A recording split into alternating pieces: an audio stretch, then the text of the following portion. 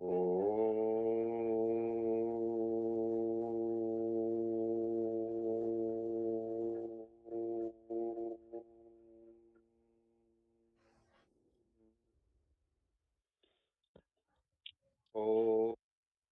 सहनावतु सहनो भुनक्तु सह वीर्यं करवावहै तेजस्विनावधीतमस्तु मा विद्विषावहै।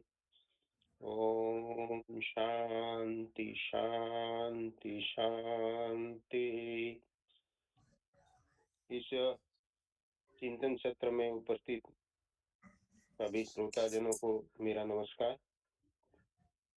हम सभी उपस्थित शिक्षण प्रेमी, भारत प्रेमी, चिंतनशील, कृतिशील, जिज्ञासु जन है। तभी तो हम इस चिंतन सत्र को हम समझ रहे हैं, सुन रहे हैं और सहभागी हो रहे हैं। अभी जो ये राम विद्यापीठ का हम चिंतन सत्र को सुन रहे हैं, ये विद्यापीठ अमूर्त स्वरूप में ही है। इसको मूर्त रूप देना है, इस दिशा में हमें जाना है। इस दिशा में मार्ग व्यवस्था क्या हो सकती है, हम ताई के मार्गदर्शन में सुन रहे हैं, ताई से सुन भी रहे हैं और सहभागी भी हो रहे हैं। इस विषय को जानने के लिए सभी लोगों का चिंतन बढ़े, चर्चा, प्रश्नोत्तरी और सक्रिय सहभागिता बढ़े। इसलिए हमें इस चिंतन सत्र के अलावा हमें पुनरुत्थान विद्यापीठ के जो कार्य चल रहे हैं इसमें भी थोड़ा जानने की आवश्यकता है। कभी हम ऐसा भी रखेंगे कि विद्यापीठ के बारे में भी थोड़ा परिचय का सत्र भी रखेंगे। इसमें ये पुनरुत्थान विद्यापीठ जो कर रहा है, आज की जो राम विद्यापीठ की संकल्पना है, इसी दिशा में ऐसे तीनों विद्यापीठ है, राम विद्यापीठ, पितामही विद्यापीठ और व्यास विद्यापीठ। ये तीनों विद्यापीठ के जो चिंतन सत्र चल रहे हैं, इसकी जो संकल्पना है, इसी को आधार पर विद्यापीठ आगे कार्य कर रहा है। तो इस कार्य को हम कृति रूप में समझे, चिंतन रूप में समझने के लिए हमें इस कार्य, विद्यापीठ के कार्य को भी हमें समझना चाहिए, ऐसी मैं सभी से आशा रखता हूँ। और दूसरा, अभी हमारी नियमितता कहीं हम देख रहे थे अभी पिछले दिनों में, तो उपस्थिति, हमारी नियमितता बने उपस्थिति में हम लोग सभी, क्योंकि हम इस विषय को, ऐसा बहुत गहन और विषय है, ये गहन विषय को समझने के लिए हमारा नियमितता इस सत्र में बननी, यानी सभी सत्र में, जब भी जो भी सत्र में हम जुड़ रहे हैं, राम विद्यापीठ, व्यास विद्यापीठ या पितामही विद्यापीठ, तो तीनों में हमारी नियमितता बने, ये हमें ध्यान में रखना चाहिए, तभी इस विषय को हम समझ पाएंगे। मैं आशा करता हूँ कि आगे से हम इन बातों का ध्यान रखेंगे, नियमितता हमारी बनाए रखेंगे। हमारा जो चिंतन सत्र का नित्य क्रम है, ताई का मार्गदर्शन रहेगा, इस विषय को रखेंगे। और हमारा अंतिम जो 15 मिनट होगा, हमारे प्रश्नोत्तरी, सुझाव, अभिप्राय जो भी हो हम रख पाएंगे। मैं ताई से निवेदन करूंगा कि इस चिंतन सत्र को आगे बढ़ाएं। राम विद्यापीठ के चिंतन सत्र में जुड़े सभी जिज्ञासु श्रोता जनों को सप्रेम सादर नमस्कार।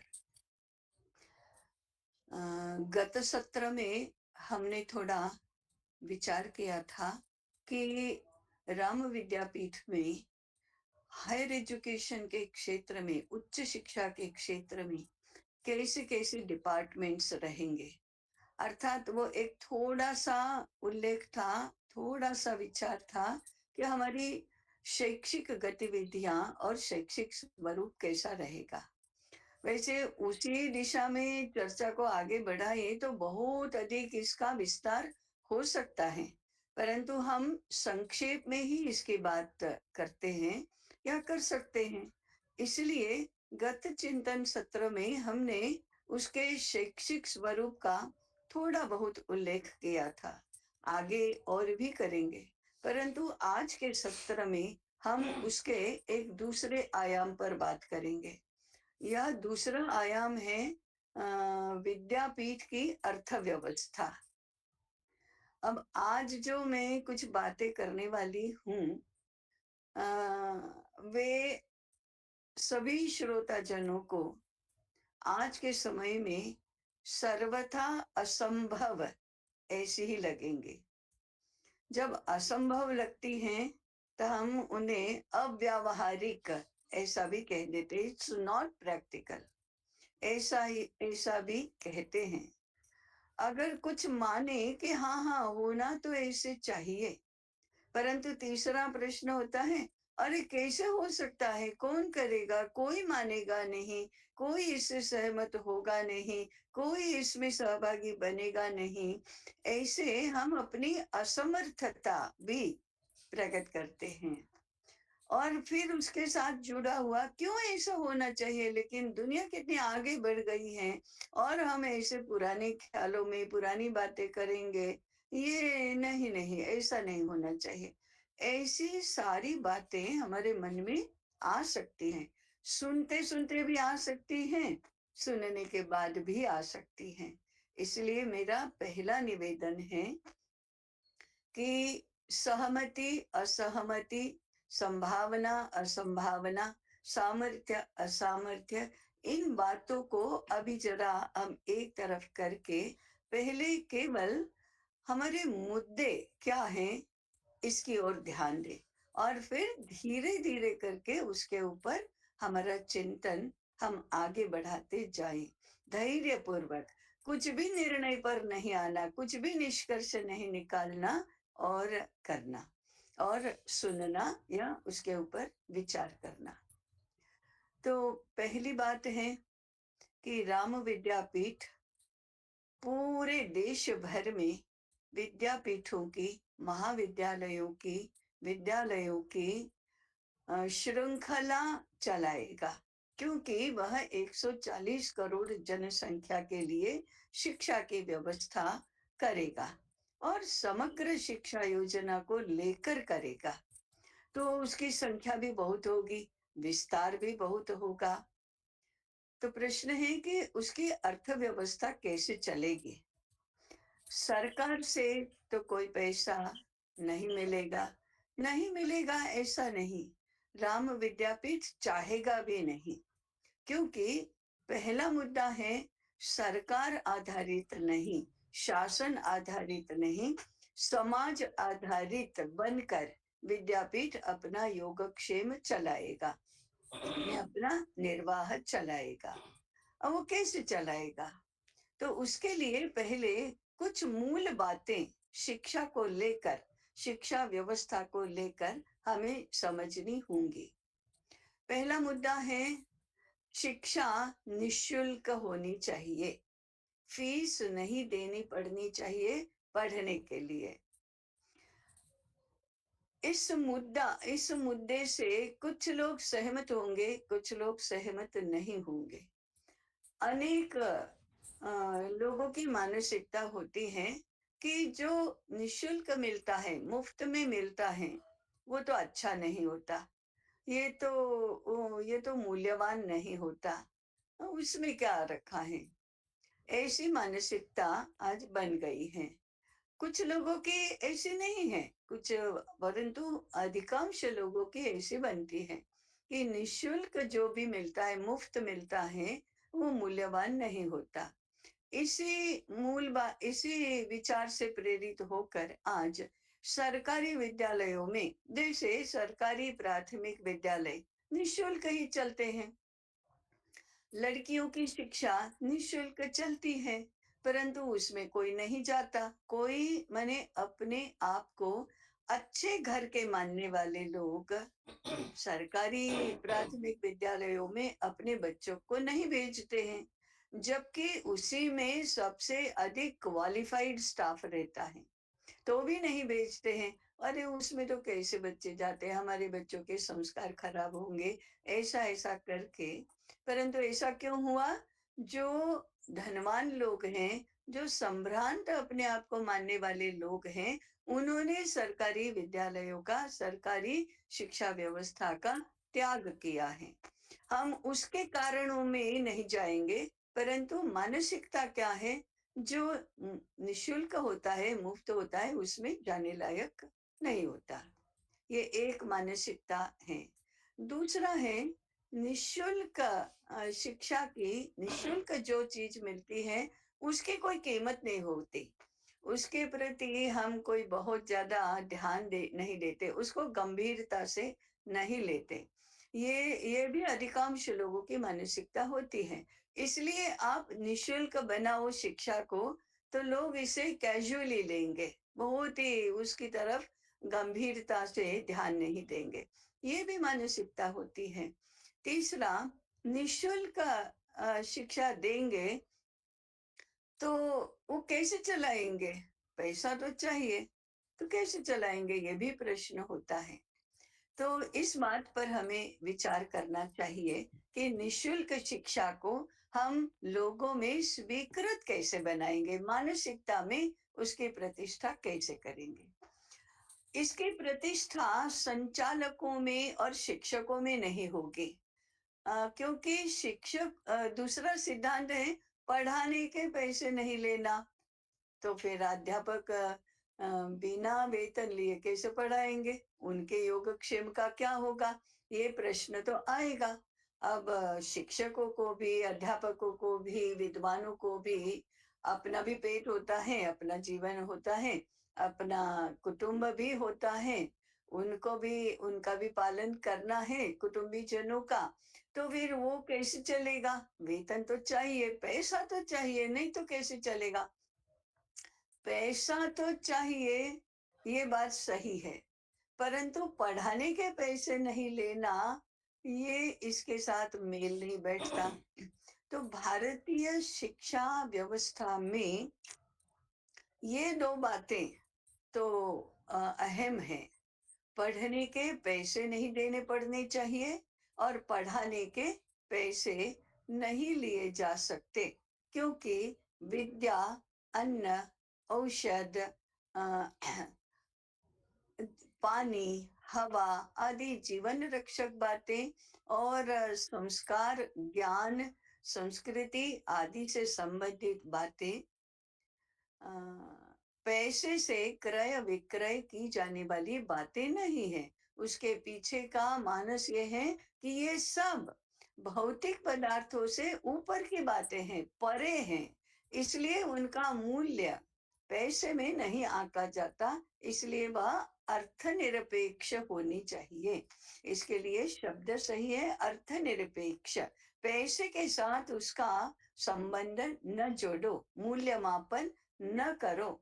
हम ये विषय पढ़ाएँगे तो ज़्यादा शुल्क लेंगे, ज़्यादा पढ़ाएँगे तो ज़्यादा शुल्क लेंगे, ऐसा नहीं होता। ये गिनती ही ठीक नहीं है, इसलिए शिक्षा अर्थनिरपेक्ष होगी। आज जो प्राइवेट यूनिवर्सिटीज़ चलती हैं, प्राइवेट विद्यालय चलते हैं, उनके संचालक जो हैं, वे भी कहेंगे कि हम चलाएँगे कैसे फिर? भवन और फर्नीचर, शिक्षकों का वेतन और अन्य सारी व्यवस्थाओं के लिए लगने वाला धन कहाँ से आएगा? अ, हम आज तो कस्टमर वेंडर मॉडल के चलते प्राइवेट विद्यालय माने इन्वेस्टमेंट बन गया है। आज से 50-100 वर्ष पहले वह चैरिटी में आता था, समाज सेवा के रूप में गिना जाता था। आज तो वह इन्वेस्टमेंट बन गया है, इंडस्ट्री बन गया है, तो संचालक भी इसको मान्य नहीं करेंगे। परंतु सिद्धांत यह है कि शिक्षा अर्थनिरपेक्ष होनी चाहिए, तभी वह भारतीय बनेगी, नहीं तो भारतीय नहीं बनेगी। तो आज भारतीय नहीं है, ये तो सीधी सी समझ में आने वाली बात है। अब अभारतीय को भारतीय बनाए बिना हम अपने देश को भारतीय आधारों पर खड़ा भी नहीं कर सकते हैं। इसलिए शिक्षा अर्थनिरपेक्ष होना, ये सिद्धांत तो हमें स्वीकार करना ही पड़ेगा। परंतु तो फिर योगक्षेम कैसे चलेगा? जो लोग पढ़ा रहे हैं उनका योगक्षेम कैसे चलेगा? गुरुकुलों में तो छात्र निवासी रहते थे, उनके भोजन, निवास, वस्त्र आदि की व्यवस्था कैसे होगी? आज भी अगर डे स्कूल्स चलते हैं, लोग छात्र घर से आते हैं, फिर घर वापस जाते हैं, शिक्षक भी घर से आते हैं, घर में वापस जाते हैं, तो उनका उन तो भी उनके लिए सामग्री तो बहुत चाहिए। पुस्तकें चाहिए, बैठने के लिए चाहिए, भवन चाहिए, आदि सामग्री तो बहुत चाहिए। वो सब कहाँ से आएगी? तो पहला सिद्धांत हुआ शिक्षा अर्थनिरपेक्ष होनी चाहिए, परंतु दूसरा है फिर कि उसकी अर्थव्यवस्था कैसे चलेगी, कैसे प्राप्त होगी, योगक्षेम कैसे चलेगा, ये दूसरा मुद्दा है। कल्पना ऐसी नहीं है कि पढ़ने पढ़ाने वाले लोग अभावों में रहे। मैं यूनिवर्सिटी में पढ़ाती हूँ या मैं प्राथमिक विद्यालय में पढ़ाती हूँ, तो मेरा जीवन बिल्कुल दरिद्र, अभावों में, मेरे पास कपड़े ढंग के पहनने के लिए नहीं है, मेरी पत्नी के अंग पर कोई अलंकार ही नहीं है, मैं झोपड़ी जैसे घर में रहता हूँ, ऐसा नहीं होता। या छात्र भी जैसे तैसे नीचे कोई बैठने के लिए आसन भी नहीं है और ढंग के पंखे नहीं है, ढंग की छत भी नहीं है, ढंग के कमरे नहीं है।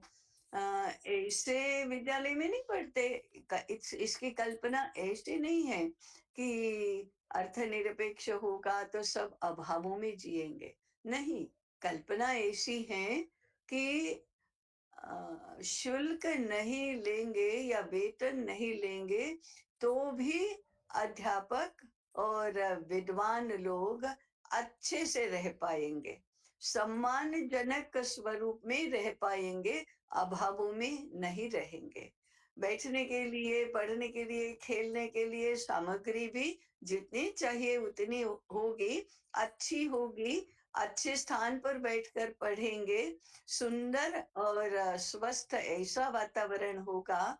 तो दूसरा सिद्धांत है कि अर्थनिरपेक्ष शिक्षा व्यवस्था में, निशुल्क शिक्षा व्यवस्था में पढ़ने पढ़ाने वाले लोग अभावों में नहीं रहेंगे, दरिद्र नहीं रहेंगे। हाँ, कभी ये हो सकता है कि वे सादगी अपनाएंगे, परंतु सादगी कंपल्सरी नहीं अपनाएंगे, मिलता ही नहीं है तो सादे ही रहेंगे ना। ऐसी फोर्स्ड, उसके दबाव में, अभाव में सादगी अपनाना, ये सादगी नहीं है, ये तो दारिद्र्य है। तो स्वेच्छा से सादगी अपनाना ये एक अलग बात है, और अभावों के कारण से सादगी में रहना ये दूसरी बात है। दबाव में आकर, अभाव के कारण से लाचारी में विवश होकर सादगी अपनानी ही पड़ती है, वो तो दारिद्र्य है। तो भारतीय शिक्षा परंपरा में पढ़ने पढ़ाने वाले कभी दरिद्र रहे ऐसा नहीं है। हाँ, किसी किसी को स्मरण होगा कि बीच के कालखंड में वो प्राथमिक विद्यालय का शिक्षक बने दरिद्र, पंतु जी, और गरीब बेचारा ऐसा कहा जाता था। ओ गरीब बेचारा ब्राह्मण, गरीब बेचारा शिक्षक, ऐसे बोला जाता था। परंतु वह हमारी व्यवस्था नहीं थी। ब्रिटिश व्यवस्था ने ऐसा कोई समाज में विघटन और विचलन कर दिया कि ऐसे शिक्षक वर्ग पूरा अभावों में जीने लग गया और नौकर बन गया। परंतु यह भारतीय चित्र नहीं है।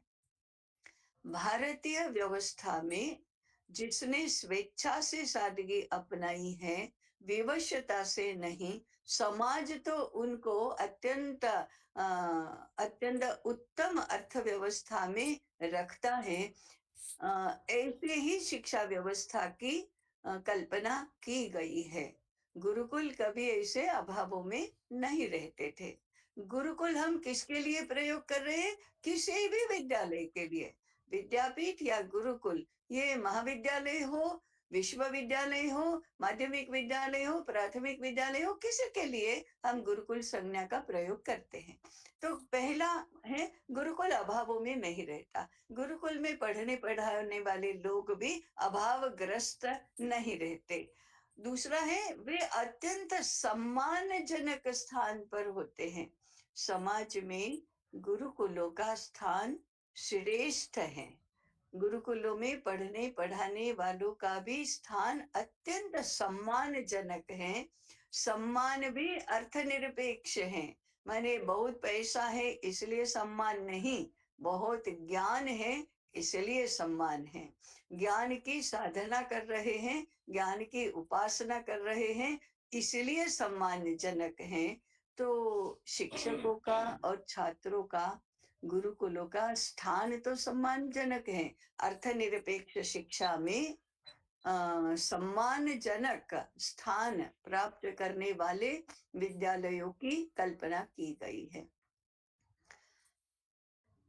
तो फिर अर्थव्यवस्था, हाँ, तीसरी बात है, ये गुरुकुल या ये विद्यापीठ चलाएंगे कौन? तो ट्रस्टीज नहीं चलाएंगे, सरकार नहीं चलाएगी, व्यापारी लोग नहीं चलाएंगे, उद्योगपति नहीं चलाएंगे।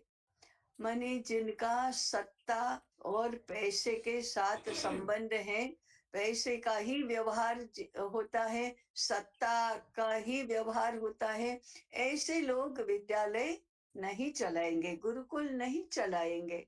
इसलिए भारतीय परंपरा में ट्रस्टियों की कल्पना नहीं है, शासन की कल्पना नहीं है, शासन के शिक्षा विभाग की भी कल्पना नहीं है। आज जैसे प्राइवेट यूनिवर्सिटीज उद्योगपति लोग चलाते हैं, ऐसी कल्पना भी नहीं है।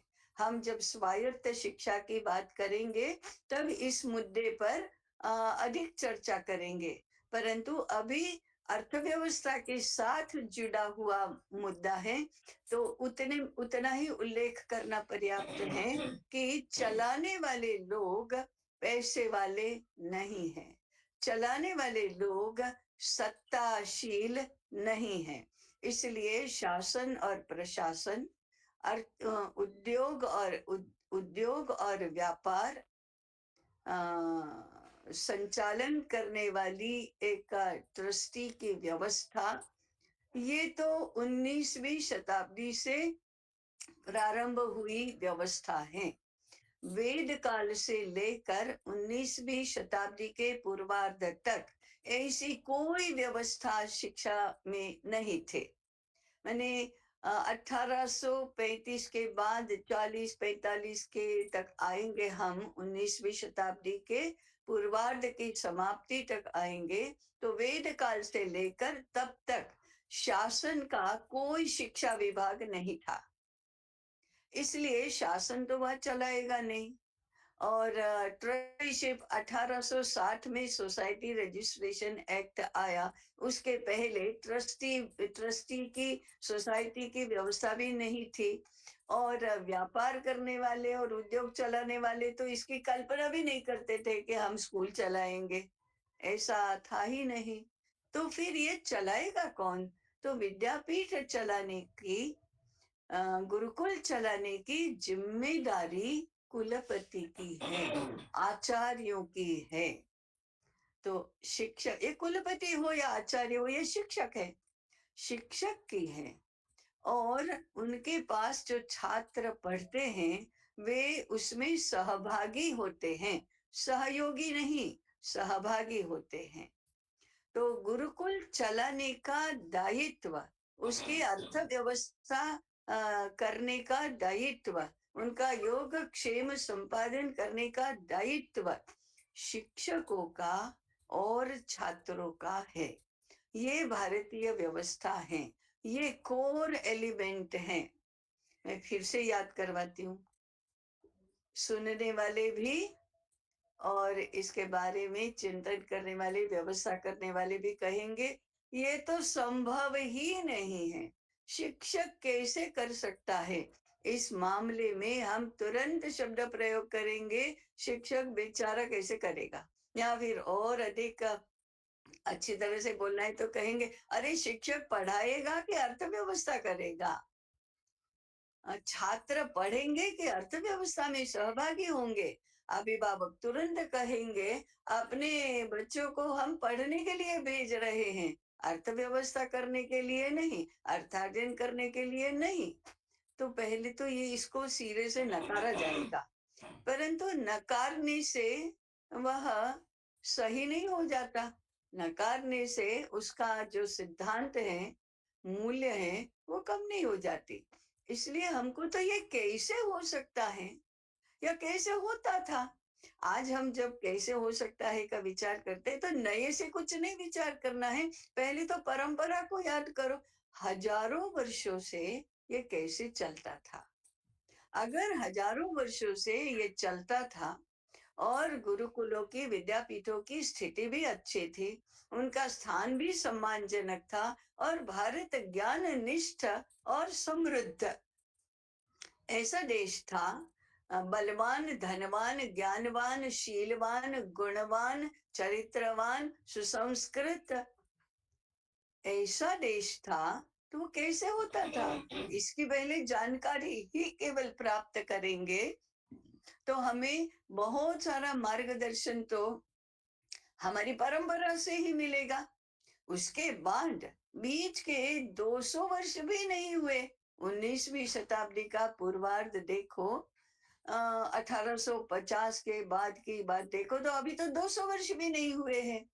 200 पौने 200 वर्षों में ये जो उलट पुलट हो गया है और हम ऐसा मानने पर आ गए हैं कि ये तो संभव ही नहीं है, तो फिर हमें ही जरा अपनी बुद्धि को धार देना पड़ेगा कि हाँ, अरे जानो तो पहले कि कैसे होता था और फिर विचार तो करो कि ये कैसे उसके ऊपर ग्रहण लग गया, कैसे उसके उसको कैसे अभारतीय व्यवस्था ने ग्रस्त कर लिया। और फिर अरे विचार करो, सामर्थ्य संपादन करो कि ये पौने 200 वर्ष के संकट को दूर कैसे करना। हजारों वर्ष की परंपरा एक तरफ है और पौने 200 वर्ष का संकट दूसरी तरफ है।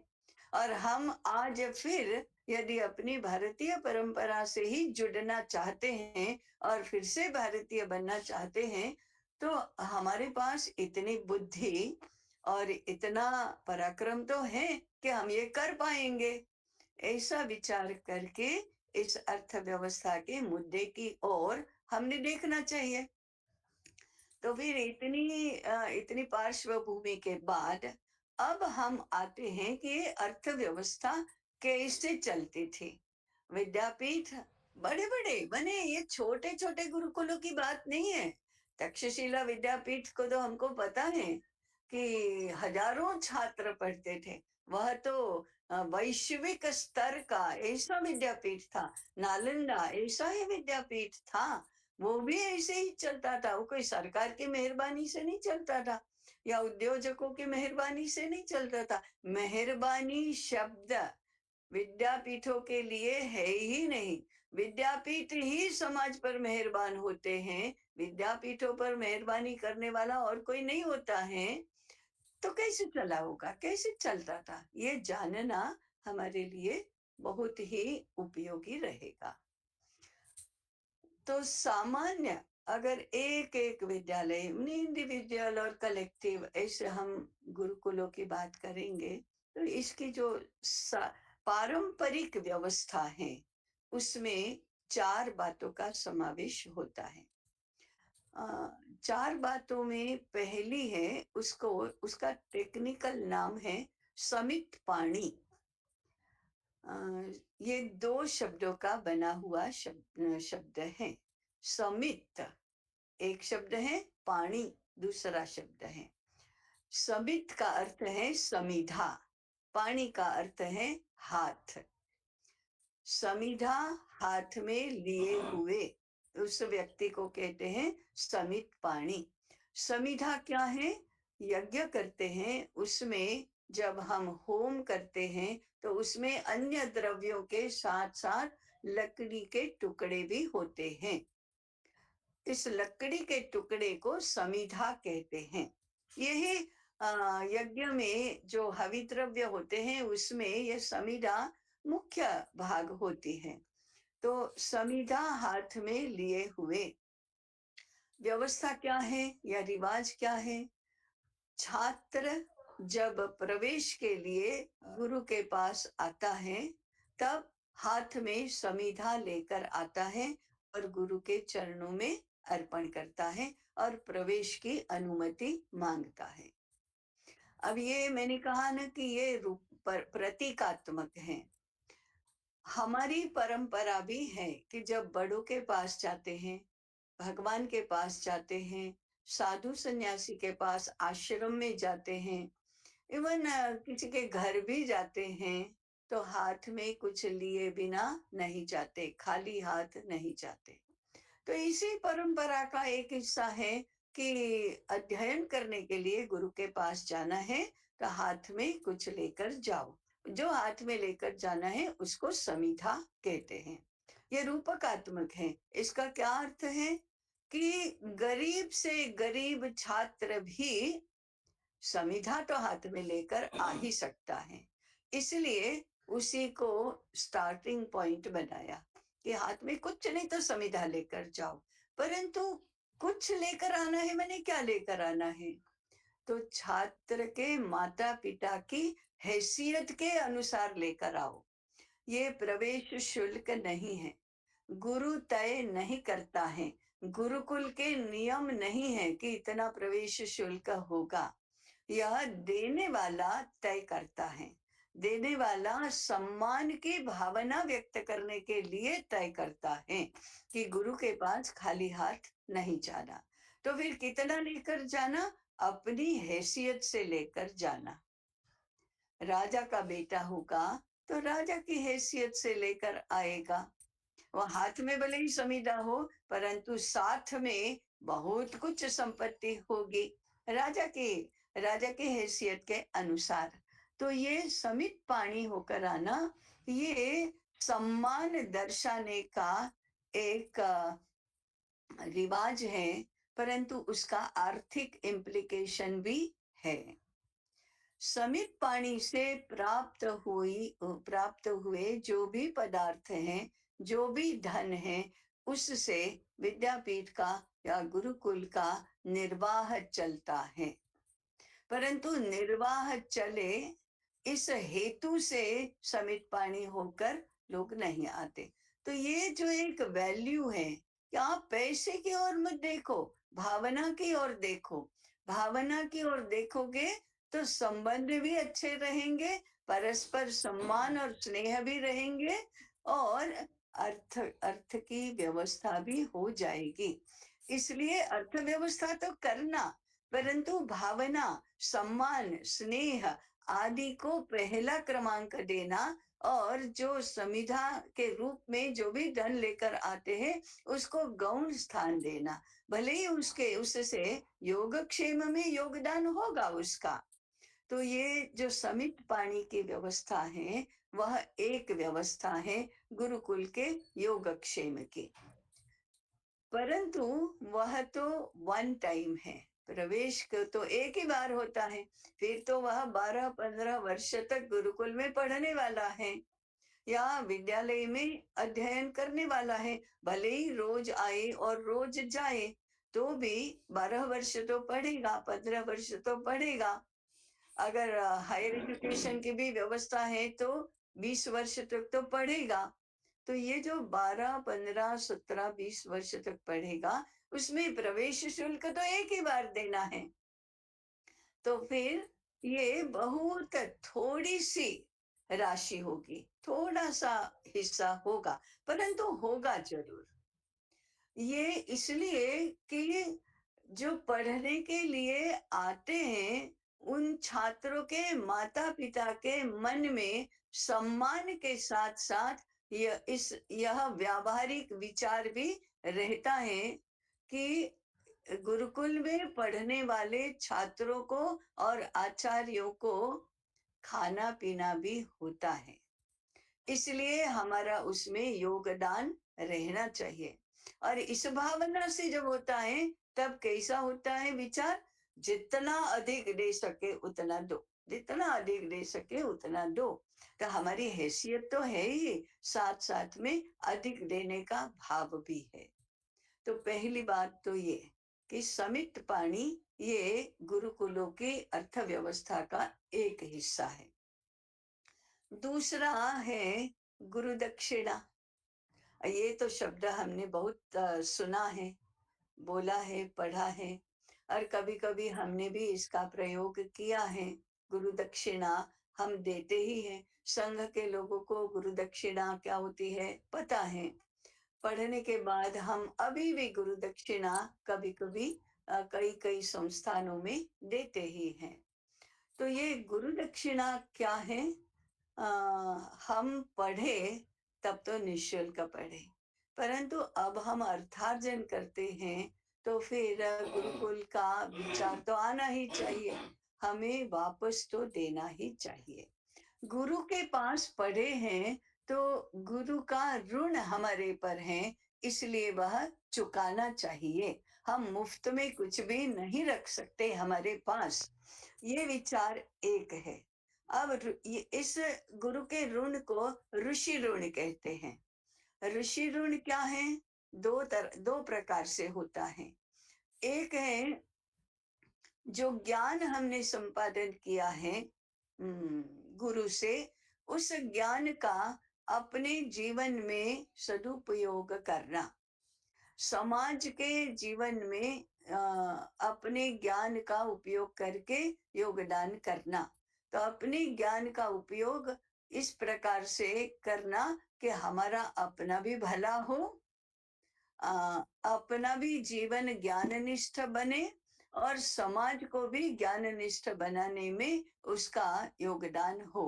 तो ये करेंगे तो ऋषि ऋण से मुक्त होंगे। ये नहीं करेंगे तो ऋषि ऋण तो हमारे पर बना ही रहेगा। ऋषि ऋण से जो मुक्त करने का प्रयास नहीं करता, उसका ज्ञान मिथ्या भी हो जाता है। आज हम देखते ही हैं कि हम ज्ञान संपादन तो किया, परंतु वह सार्थक रूप में प्रयोग में नहीं आता, अतः मिथ्या ज्ञान होता है वह। तो एक तो ऋषि ऋण, हम अपने ज्ञान का उपयोग सदुपयोग करने में है। ऋषि ऋण से मुक्त होने का एक उपाय है। ऋषि ऋण से मुक्त होने का दूसरा उपाय है, और कदाचित बहुत अच्छा उपाय है और अनिवार्य उपाय है। हमें जो ज्ञान प्राप्त हुआ है वो दूसरों को दो, अर्थात पढ़े हैं तो अब पढ़ाओ। तो ये तो बहुत ही अच्छा उसका रास्ता है। ऋषि ऋण से मुक्त होने का दूसरा उपयोग है अध्यापन करना। और तीसरा है जो व्यावहारिक दृष्टि से बिना उसकी बहुत चर्चा किए सभी छात्रों के मन में, हृदय में होता था, गुरुकुल को स्मरण में रखो। गुरुकुल में कभी वापस भी कभी कभी जाओ, गुरुकुल और गुरुकुल की चिंता करो, गुरुकुल के योग क्षेम को भी विचार में रखो। अरे जिस गुरुकुल में हम पढ़े हैं उसका योगक्षेम तो अच्छी तरह से चलना ही चाहिए। ये कैसे हो सकता है कि मैं अर्थार्जन करता हूँ और बहुत अधिक अच्छी तरह से रह रहा हूँ, और मैं जिस गुरुकुल में पढ़ा वह गुरुकुल अभावों में रहेगा? ऐसा तो हो ही नहीं सकता कभी। मेरे होते हुए ऐसा कैसे हो सकता है? ये विचार छात्रों के मन में रहना अत्यंत स्वाभाविक है। और जब निःशुल्क शिक्षा प्राप्त की है, गुरुओं ने पूर्ण मनोयोग से हमें पढ़ाया है, और गुरुकुल ने अब हमारे योगक्षेम की चिंता की है, सुरक्षा में रखा है, उस गुरुकुल का विचार छात्रों के मन में नहीं आएगा, ये कभी मानवीय दृष्टि से संभव ही नहीं है कि उसकी तो हम चिंता करेंगे ही। इसलिए गुरु दक्षिणा ये बहुत प्रचलित और बहुत ही स्वाभाविक ऐसा रिवाज था। जो छात्र पढ़कर जाते हैं, गृहस्थ बनते हैं और अर्थार्जन शुरू करते हैं, वे गुरु दक्षिणा देते हैं। कितनी देते हैं?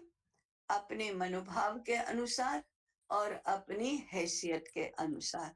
गुरु नहीं मांगते, गुरुकुल नहीं मांगता, परंतु छात्र दिए बिना रहता भी नहीं है। इसलिए गुरु दक्षिणा भी समित पाणी की तरह छात्रों से प्राप्त होने वाला अ, अर्थ सहयोग है। अर्थ की दृष्टि से ये सहयोग है, परंतु यह भी वन टाइम है। समित पाणी वन टाइम है, ऐसे गुरु दक्षिणा भी वन टाइम है।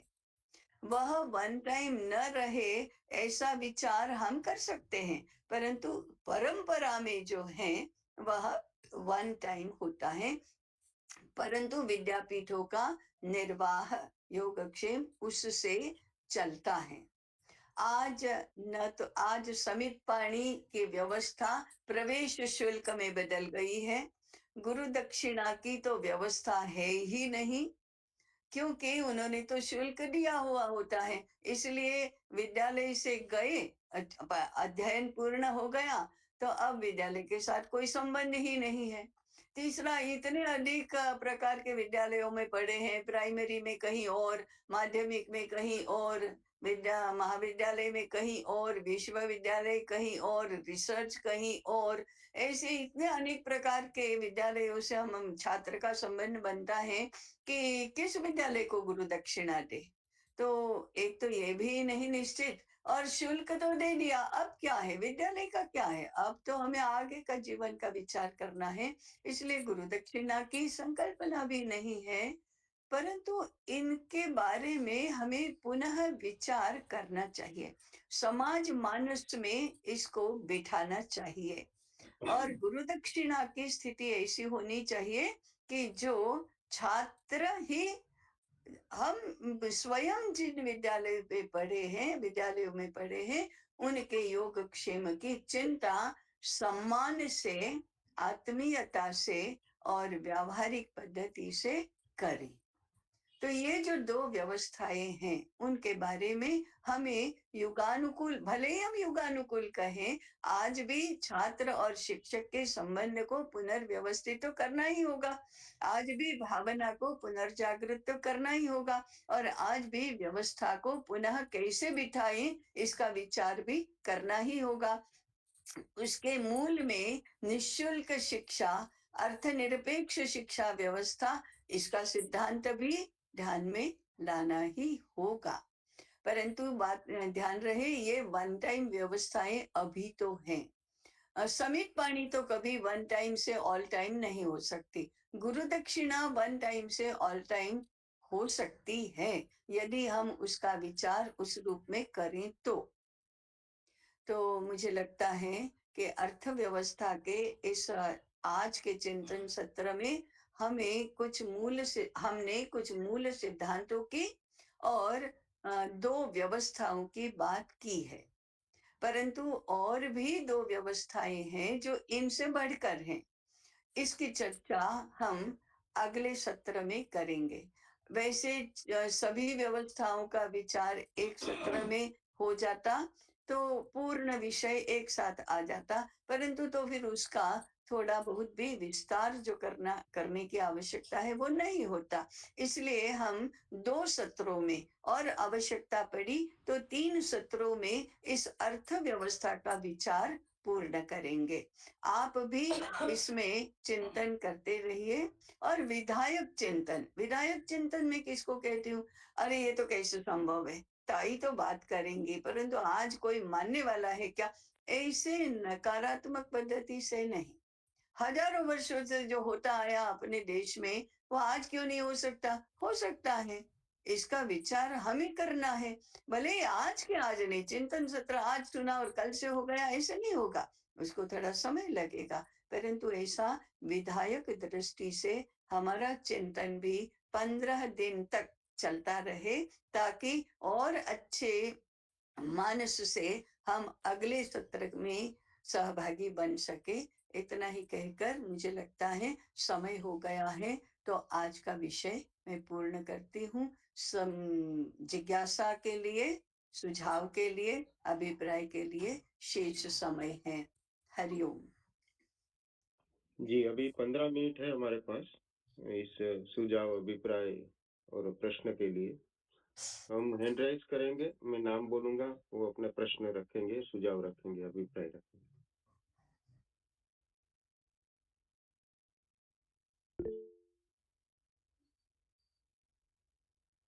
जागृति बेन। नमस्ते ताई। नमस्कार। मैं जागृति अहमदाबाद से। हाँ जी। शायद मेरा प्रश्न ठीक है कि नहीं ये भी आप बताना कि ठीक है। जैसे गुरु दक्षिणा की बात है, समित पाणी तो वन टाइम ही है। गुरु हम्म, दक्षिणा है तो कई बार ऐसा भी देखा है कि साल में 2-3 दिन ऐसे तय किए जाते हैं, हम्म, उस दिन गुरु दक्षिणा दी जा सकती है। हम्म, तो इस इन दिनों के सिवा अगर गुरु दक्षिणा भी आती है तो वो ठीक है कि नहीं? और दूसरी बात ये भी है कि अगर गुरु दक्षिणा आती है तो जैसे अर्थ आता है तो उसके संचालन का भी कुछ होता होगा। तो जैसे अवश्य शिक्षा, होता है। हाँ, तो शिक्षा और व्यवस्था 2 अलग तो नहीं है। तो क्या, नहीं, हाँ, तो उसका संचालन वही करता है जो शिक्षा सँभालता है। बिल्कुल तो शिक्षक ही करेगा। इसका व्यवस्था के लिए और कौन। आप घर चलाते हैं, तो हुँ, अर्थार्जन भी आप ही करते हैं और भोजन भी आप ही बनाते हैं और खर्च भी आप ही करते हैं, बजट भी आप ही बनाते हैं। हुँ, घर भी आप ही बनवाते हैं या खरीद करते हैं। तो हुँ, जो घर चलाता है वो घर के सारे काम करता है। ऐसे जो गुरुकुल चलाता है वो गुरुकुल के सारे काम करता है। उसमें हुँ, ज्ञान और अर्थ अलग नहीं होगा। अर्थ की व्यवस्था दूसरा करे, ज्ञान की व्यवस्था दूसरा करे, ऐसे नहीं होता। हुँ, हुँ, और वो गुरु दक्षिणा वर्ष में 2 बार 3 बार कैसे दी जाए, वो गुरुकुल हुँ, स्वयं तय करे। जी, ऐसा कोई बाहर का देखो, स्वायत्तता की चर्चा हम आगे करेंगे, परंतु हुँ, हुँ, स्वायत्त व्यवस्था ऐसी होती है कि बाहर कहीं हमको निर्भर नहीं करना है। हुँ, दूसरों ने हमारी व्यवस्था नहीं बनाकर देनी है। हम हुँ, ही हुँ, करेंगे। जैसा अनुकूल होगा वैसा करेंगे। हुँ। जी ताई। स्नेहा जी, स्नेहा मिश्रा जी। अ, ताई नमस्ते, मैं देवाशीष रांची से। हाँ अ, जी। हाँ, हाँ, एक प्रश्न है छोटा-सा कि जी, आप साक्षात गुरु स्वरूपा है, तो जब जी। एक साथ आप 50, 100, 1000, 2000, 5000 व्यक्तियों तक एक बिंदु को, एक तत्व को, एक विचार को जब समक्ष रखती हैं, तो हुँ, कैसे सुनिश्चित करें कि जिस हुँ, तत्व को, जिस विचार को आपने प्रेषित किया, वह हुँ, उसी स्वरूप में उतने उस स्पेक्ट्रम ऑफ पीपल तक पहुँच जाए? मतलब क्योंकि कई बार मैं देखता हूँ जो विचारक विचार रखते हैं, तो जो श्रोता होते हैं, जो शिष्य होते हैं, वो विभिन्न-विभिन्न तरह से उसको पकड़ के समझ के और उस तरह से फिर आगे बढ़ जाते हैं। और ये जी। मैं आपके सत्रों में भी देखता हूँ कि आप जो हुँ, बिंदु रखती हैं, हुँ, उसके किसी दूसरे छोर को किसी ने पकड़ा, किसी ने कहीं को पकड़ा, हुँ, तो हुँ, इसमें गुरु का रोल कैसे सुनिश्चित हो? क्योंकि सामान्य जीवन में भी ये विषय हमारे पास आते हैं, जब हम विचार जी। रखते हैं, तो कैसे हाँ, पूरी तरह वो आगे जाए? ताई। हाँ, जी। अ, वैसे लेने वाला जो ग्रहण करने वाला है, उसके ऊपर ही यह सब निर्भर करता है। दूसरा, देने वाला माने शिक्षक या आचार्य और छात्र वो पढ़ने वाला है। उन दोनों का जितना निकट संबंध होगा, उतना शिक्षक सुनिश्चित कर पाता है। जितना दूर का संबंध होगा, उतना वो सुनिश्चित नहीं कर पाता है। मैंने कभी मिले भी नहीं हैं, कभी देखा भी नहीं है, कभी उस जिसके साथ संवाद भी नहीं किया है, जो दूर से सुनता है, अप्रत्यक्ष रूप में सुनता है, वो तो सुनने वाले के ऊपर ही निर्भर करता है कि वो क्या ले रहा है, कैसे समझ रहा है, क्या बोल रहे हैं और हम क्या समझ रहे हैं, ऐसा तो बनता ही है। इसलिए हमारे यहाँ प्रबोधन है, वो सार्वत्रिक होता है, बहुसंख्य ऐसा होता है। कभी गंभीर तत्व ऐसे दूरस्थ और हजारों लोगों के सामने नहीं बताए जाते। अभी गंभीर तत्व भी हैं, तो कहानी के रूप में, घटनाओं के निरूपण के रूप में, सामान्य भाषा में, व्यवहार की भाषा में ऐसे अनुदित करके फिर प्रस्तुत किए जाते हैं। सूत्र के रूप में, सिद्धांत के रूप में नहीं प्रस्तुत किए जाते, क्योंकि लेने वाले जो हैं, सुनने वाले हैं, वो सुनाने वाले के नजदीक नहीं होते। उसको नहीं समझ में आता कि वो लेने वाला उसका मनोभाव क्या है, उसकी क्षमता क्या है, उसका सामर्थ्य कैसा है, उसकी नीयत क्या है, ये सब समझ में नहीं आता।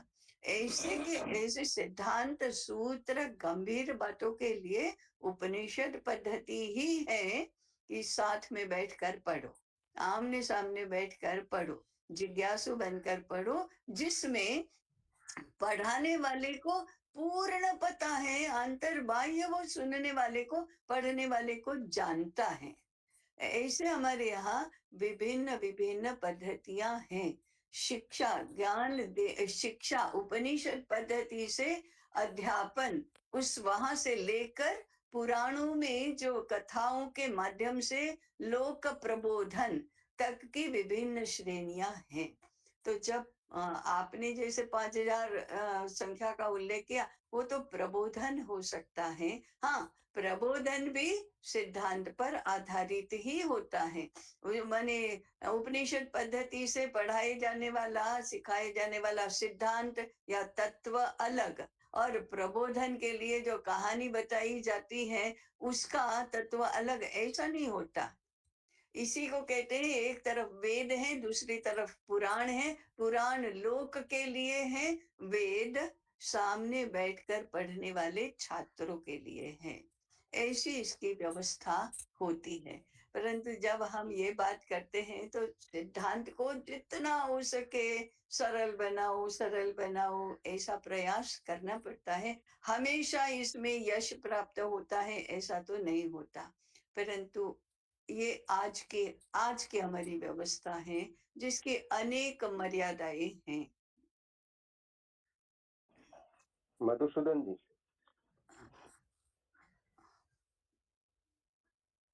जी भाई साहब। आपने एड्रेस किया? नहीं, वो दम गया एड्रेस। अच्छा, ठीक है। Doctor M.K. शुक्ला। प्रणाम प्रणाम ताजी। नमस्कार। मेरे मन में एक जिज्ञासा ये आ रही है। जी, आपका थोड़ा सा स्थान विशेष और मैं डॉक्टर मिथिलेश शुक्ला, हाँ, झांसी, उत्तर प्रदेश से। अच्छा, हाँ जी। आज अगर इस प्रकार की विद्यापीठ की बात की जाएगी तो उसकी वैलिडिटी क्या होगी?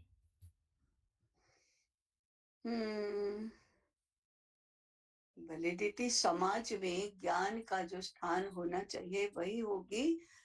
ऐसे विद्यापीठ समाज और राज्य का मार्गदर्शन करते हैं, राज्य को बताते हैं कि कैसे राज्य करना चाहिए, और समाज को बताते हैं कि जीवन कैसे जीना चाहिए। इस प्रकार से समाज और राज्य दोनों को मार्गदर्शन करने का दायित्व तो विद्यापीठों का है। अभी आज की बात मत करिए, एक पीढ़ी ऐसी शिक्षा ग्रहण करके निकलने दीजिए, तो विद्यापीठ के छात्र ही तो राज्य संचालन करते होंगे, विद्यापीठ के छात्र ही तो अर्थार्जन करने के करेंगे, गुरु को समाज में रहेंगे, तो उनको अपनी शिक्षा ही तो मार्गदर्शित करेंगे, और जहां से ये मार्गदर्शन मिला उसका सम्मान का स्थान तो रहेगा। और कौन सी वैलिडिटी होती है उसको? कोई मान्यता का कागज या ज्ञान संपादन करने के प्रमाण पत्र की आवश्यकता नहीं है। जब हम स्वायत्तता की बात करेंगे ना, तब इस मुद्दे की विस्तार से चर्चा भी करेंगे, परंतु वैलिडिटी व्यवहार में होती है। अगर समाज और राज्य सुसंस्कृत अवस्था को, समृद्ध स्थिति को प्राप्त करता है, तो वही अपने आप में वैलिडिटी है। जी, अभी तो इतना समझ में आता है। आगे स्वायत्तता की चर्चा में हम विस्तार से बात करेंगे। जी, विनोद सिंह जी।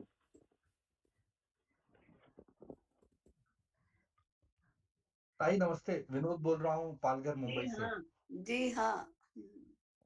ताई एक आपने अभी ये बोला कि जो ये गुरुकुल रहता है इसको राजा नहीं चलाएगा, धनवान नहीं चलाएगा, ट्रस्टी नहीं चलाएगा, इसके अंडर नहीं आएगा और वो चलाएगा, गुरु चलाएंगे, गुरु ही पूरा देख रेख करेंगे, ठीक है। और योगक्षेम की भी आपने बता दिया कैसे योगक्षेम होगा, जी ये हो गया। जी बट इसमें अभी जब ये आपने बोला है तो इसमें मेरा रोल कैसे आएगा, मतलब अगर मैं कल गुरुकुल खोलता हूँ तो मेरा रोल कैसे आप डिफाइन करते हैं?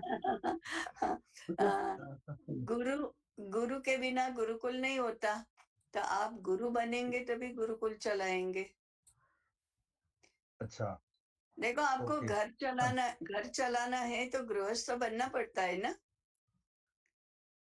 हाँ, गृहस्थ तो हुए बिना, विवाह किए बिना, हाँ, गृहस्थ की हाँ, जिम्मेदारी लिए बिना क्या दूसरा कोई चलाएगा? आपका घर तो आप ही चलाएंगे। तो आपको घर बसाना है तो विवाह करना होता है और गृहस्थ बनना होता है। ऐसे गुरुकुल चलाना है तो गुरु बनना है और गुरुकुल चलाना है। आज जो भाषा बोली जाती है ना, मैंने एक बार किसी का फोन आया, अरे मुझे गुरुकुल शुरू करना है, मैं क्या करूं? मैंने कहा आप गुरु गुरु है क्या? अरे नहीं नहीं, तो फिर गुरु के बिना गुरुकुल कैसे होगा? तो कहते गुरु तो हायर कर लेंगे। तो हायर होता है वो गुरु होता है क्या? गुरु कभी हायर नहीं होता, और हायर किया जाता है वो गुरु नहीं होता, और गुरु के बिना गुरुकुल नहीं होता। ये आज की जो व्यवस्था है ना, संचालन की व्यवस्था, उसको हमने इतना गृहित माना है कि उसके बिना तो चल ही नहीं सकता, ऐसा मानते हैं हम। तो आज जो सार्वत्रिक एक एक धीरे धीरे प्रचलन में आ रहा है, हम गुरुकुल शुरू करेंगे, गुरुकुल शुरू करेंगे, माने क्या करेंगे? हम व्यवस्थाएं बनाएंगे, पैसा लगाएंगे और गुरु तो आ जाएंगे। वो हायर किए जाते, वो गुरु नहीं होते। सही जो गुरु है वो आपके पास आएगा ही क्यों हायर होने के लिए? और आएगा तो फिर वो गुरु नहीं कहा जाएगा। गुरु का शब्दार्थ भी है बड़ा, वो बड़ा है, श्रेष्ठ है, तो फिर तो कैसे होगा? इसलिए पहले तो मंदिर गुरुकुल कौन चला सकता है? गुरु चला सकता है। वो उसका घर है, उसका कुल है, छात्र उसके मानस पुत्र हैं, तो वो तो एक गुरुकुल माने गुरु का घर, गुरु का कुल है ना। तो इस रूप में समझ। तो ताई और लोग आज जुड़ तो सकते हैं ना? अकेला हाँ, अकेला गुरु तो नहीं, अकेला गुरु तो नहीं जैसे अगर मैं कर, हाँ, नहीं, हाँ, हाँ, एक से अधिक लोग तो होते ही हैं। वो सब शिक्षक होते हैं, छात्र होते हैं। शिक्षक और छात्र, इन दो के बिना और तीसरा तो कोई नहीं होता। घर में जैसे माता पिता और संतानें और भाई बहन, इसके अलावा और कौन होता है? नहीं जी जी, वो तो मैं बताया था लास्ट टाइम, हाँ एकदम, ये 3 रिलेशन है, इसी से बना हुआ है सब जी। हाँ हाँ हाँ, ठीक है, थोड़ा समझ में आया, ठीक है, समझा। जी जी जी, गुरु हाँ, बनना पड़ेगा। जी जी, गुरु बनना पड़ेगा। जी बड़े जी। बनो, गुरु बनने का अर्थ है बड़े बनो। ताई एक अच्छी बात आपने बोला ना कि एक अगर अगर अगर हम पैसे से अगर नहीं दे पाए तो एटलीस्ट जो मैंने शिक्षा ग्रहण किया है ना उसको वापस समाज को वापस दे दे, जो भी मैंने पढ़ा है वापस कर दे। हाँ वो बिल्कुल, बहुत अच्छी उसके बात है। बिना तो आप ऋषि ऋण से मुक्त ही नहीं हो सकते। नहीं हो सकते। तो जो भी ग्रहण किया वापस दे दो समाज को, जो मिला है हाँ, मुझे। जी जी, अब ये बहुत अच्छी मजेदार बात ये है कि जिससे आपको ज्ञान मिला उसको तो वापस नहीं दे सकते, हाँ हाँ हाँ, क्योंकि ये है। उसको तो उसका कम हुआ ही नहीं है। वो हाँ, पैसा correct, कम हो जाता है देने हाँ, से, हाँ, ज्ञान हाँ, देने से तो बढ़ता है। तो आप पड़ता है, उसको तो वापस दे नहीं सकते, इसलिए और लोगों को दो, और लोगों को ज्ञान दो, बांटो, तभी वो गुरु दक्षिणा होगी एक अर्थ में।